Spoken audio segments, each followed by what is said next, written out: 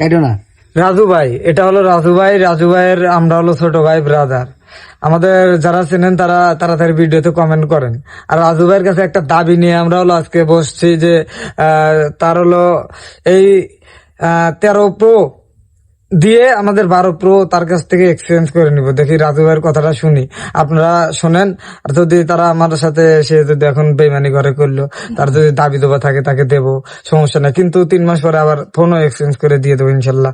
রাজু ভাইয়ের কাছ থেকে শোনা যাক কি বলেছি। হ্যাঁ ভাই বলেন, কি বলবো? বলেন আপনি ফোন দিতে চান কি না?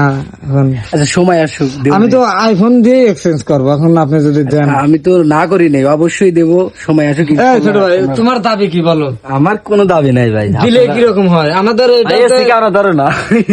আমাদের এটা দিলে হয় হলো যে আমরা সিনেমাটিক ভিউ একটা পাবো, হ্যাঁ হ্যাঁ, তাই এই জন্য বাইকে রিকোয়েস্ট করতেছি। তার তোমার মত কি? আমার মত কি এখন যা করে। বড় ভাই কি বলতে চান এখন? অবশ্যই আমি তোমাদের জানাবো। না না না, এখন এই ভিডিওর মাধ্যমে আমি বলতে চাই না। না না না, এখন জানাতে হবে। বলেন। জানাবো না, ইনশাল্লাহ জানাবো। না না, এই যে রাজু ভাই আমাদের সাথে আবার 2 নাম্বারই করতেছে। এখন কি করবে সে? দিবে না, সম্ভবত দিবে না।